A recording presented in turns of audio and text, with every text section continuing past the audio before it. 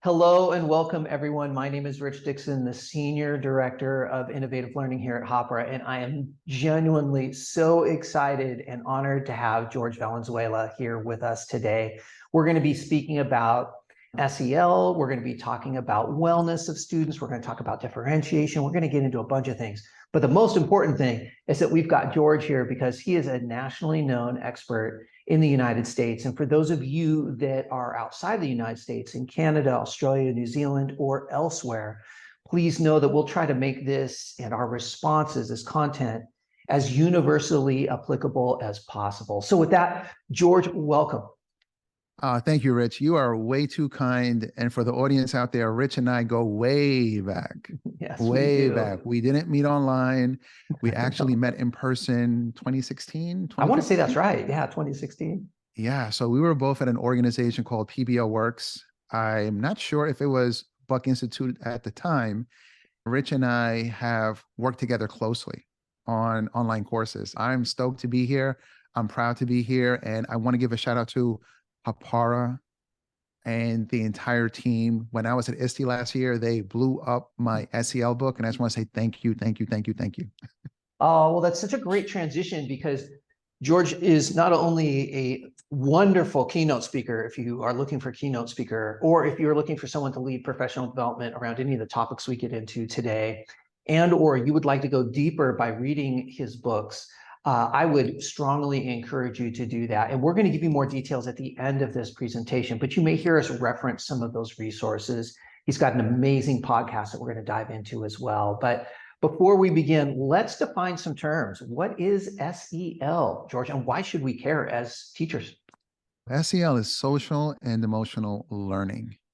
SEL is an instructional approach that focuses on 5 competencies: self-awareness for self-management, social awareness for relationship skills, and responsible decision-making. And I think it's self-explanatory why those things are important.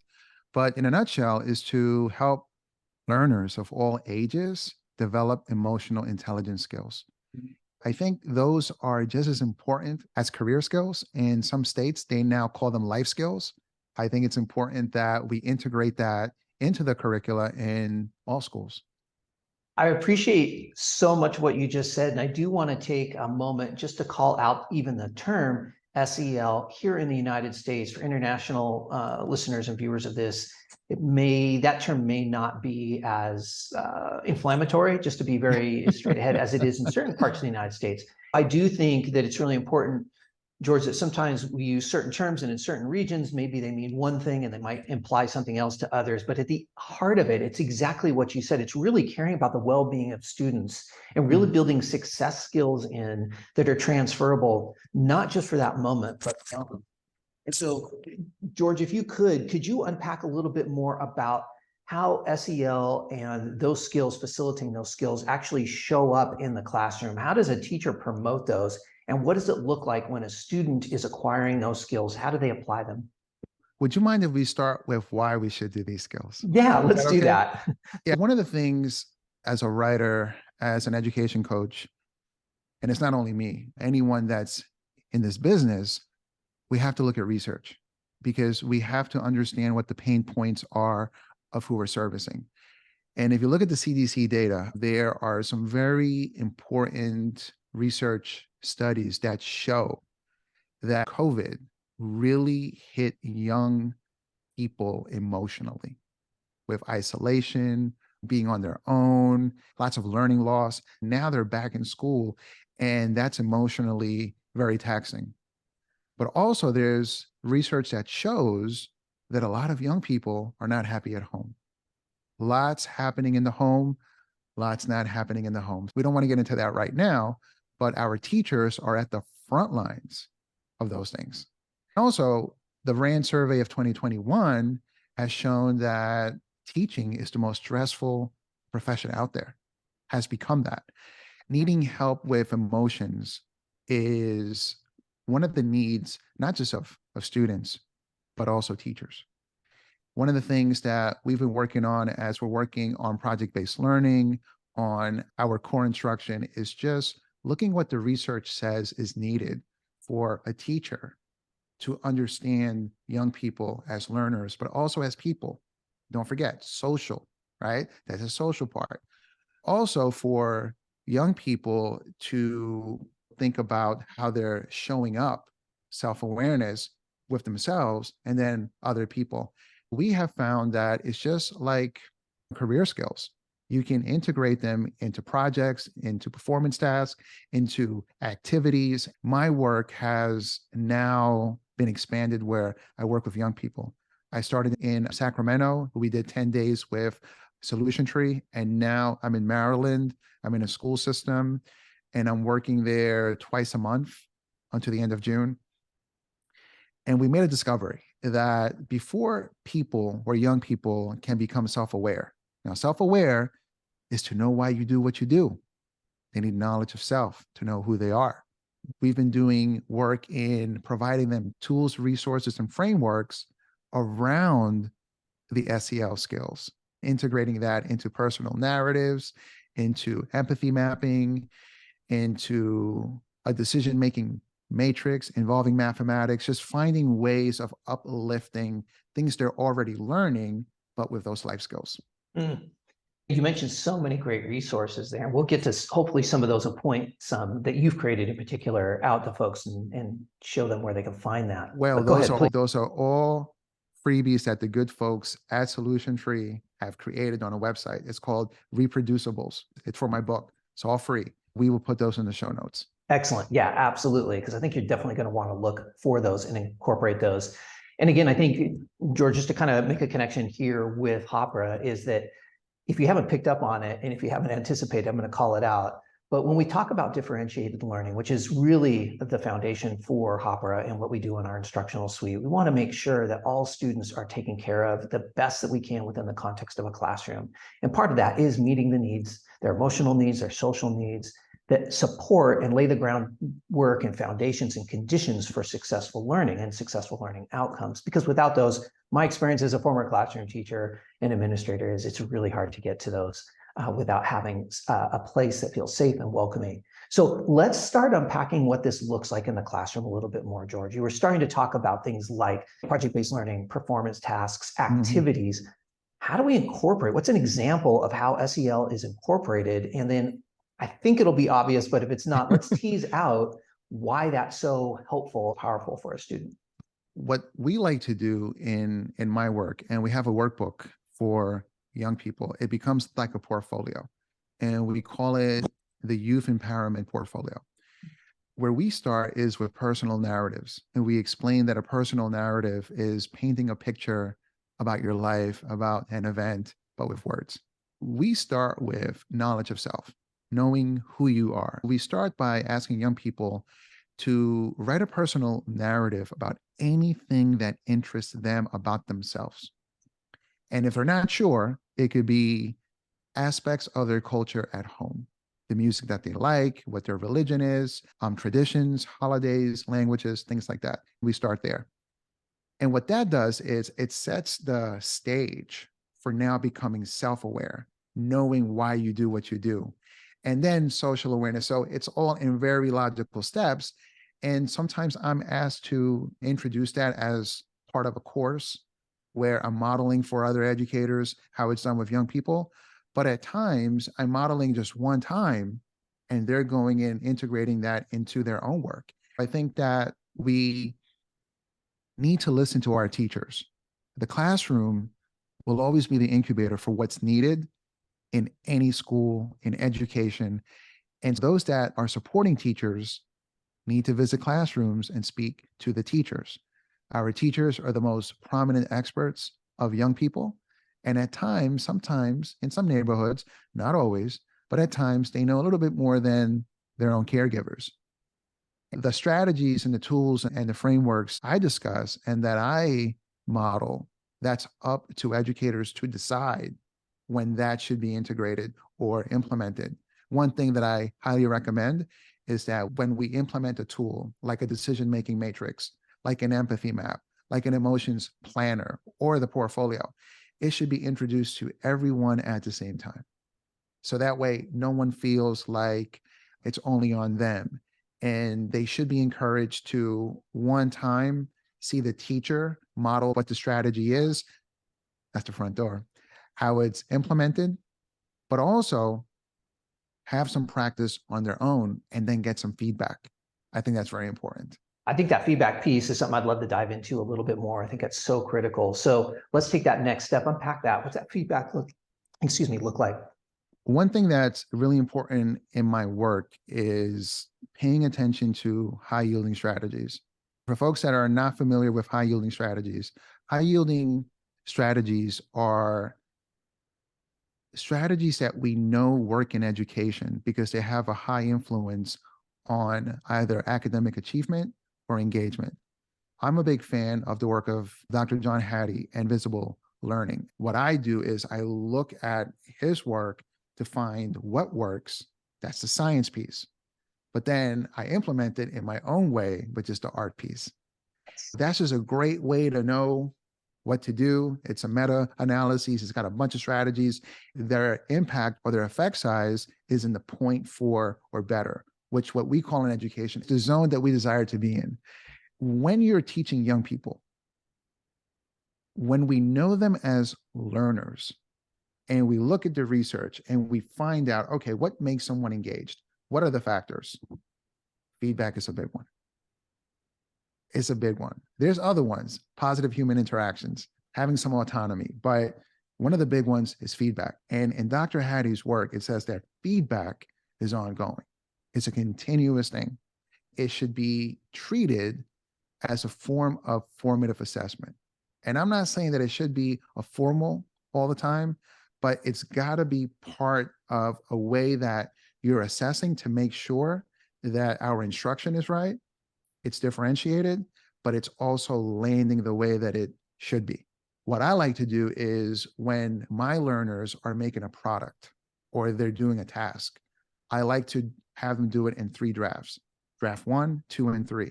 At each draft, there's a feedback loop or a feedback cycle. And in that cycle is where they learn how to request feedback, but also receive it. And then it becomes not just something that happened in the project or in the performance task, but it becomes part of the culture of the classroom. Most importantly, it becomes something that they do even outside of the classroom. I think that's such a great connecting point because building that culture in the classroom where there's safety, risk-taking is something that's expected, but also, again, within a safe context that's going to allow them to succeed, each learner, I think is really critical. And what a great example of something that transfers not just to that learning moment, which is important in and of itself, but that's a life skill like you were talking about earlier, to be able to give and receive effective feedback. I think that's such a great example of how SEL can play itself out through use in the classroom. Hey, I want to switch a little bit now because if I'm watching this and just even talking to you now, it's making me want to know a little bit more about some of the things that you've referenced around your book. Can you just unpack a little bit more about your book that you have and some of the resources there? And then we'll transition into some of the other resources that you have.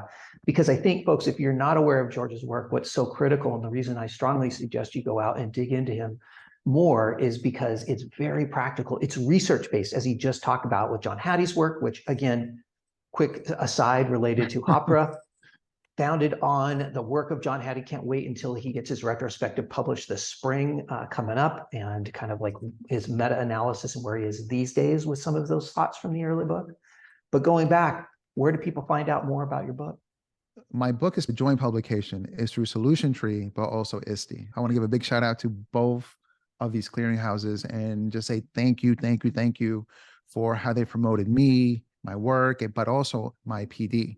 It's gone beyond only writing. At times, I'm being hired to do the keynote.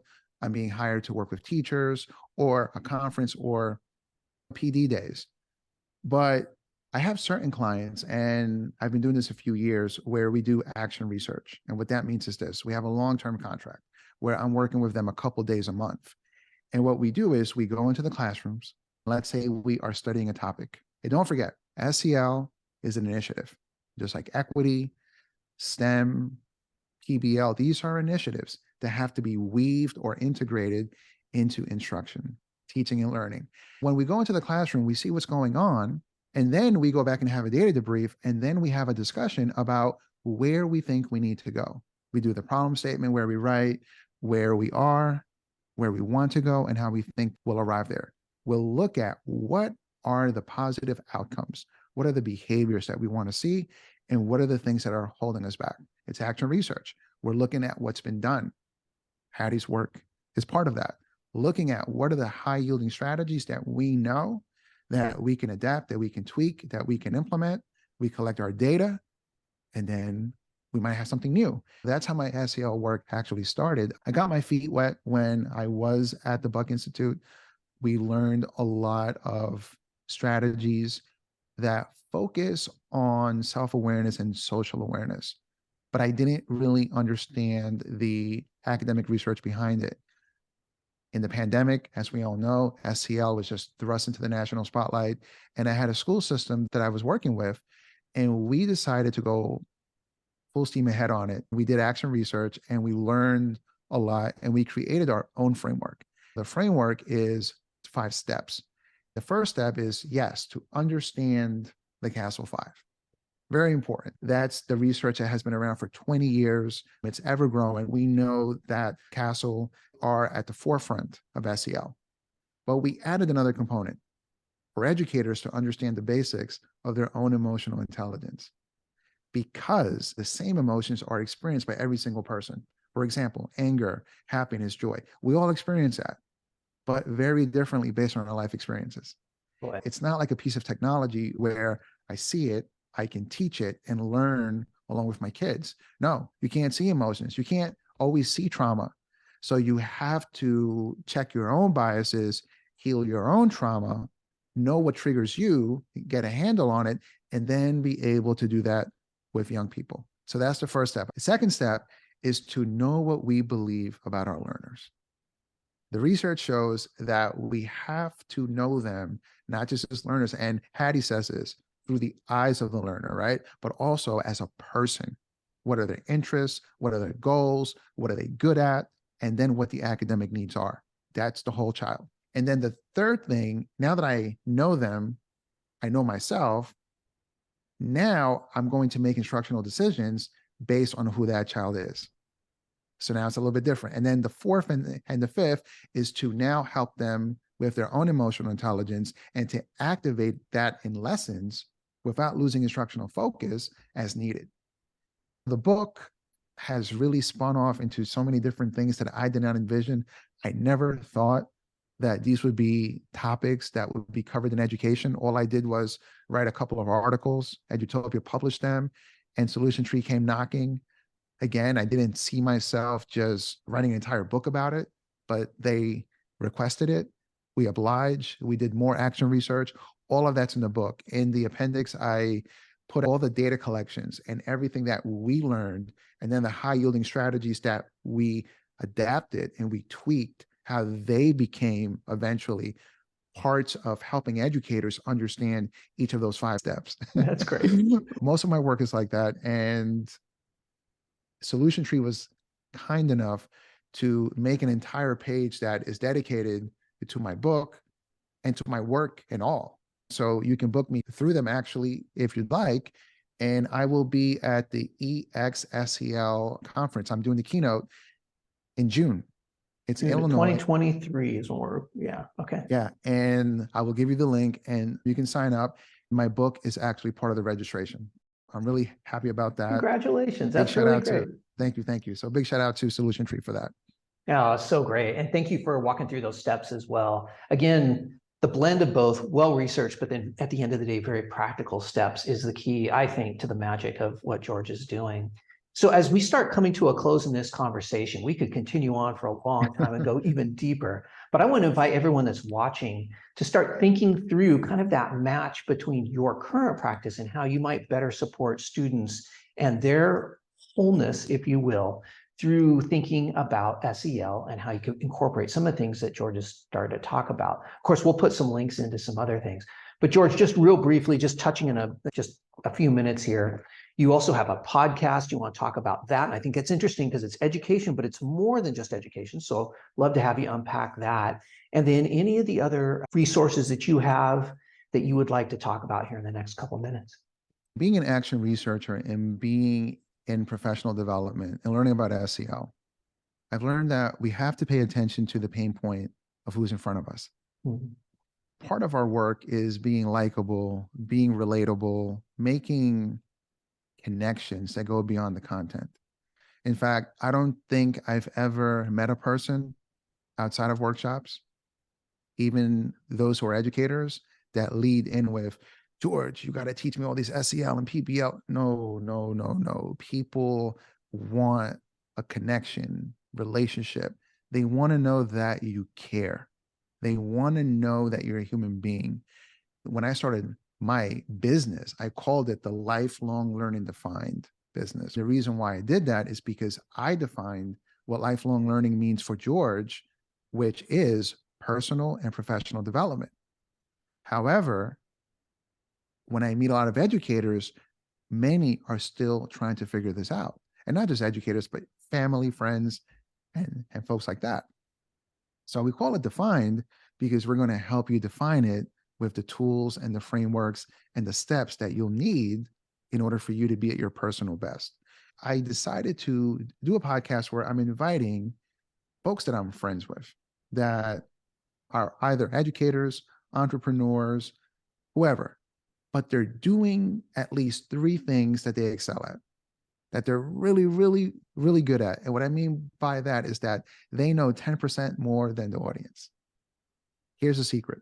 If you want to coach anyone, you just have to know 10% more. Ed Milet said that.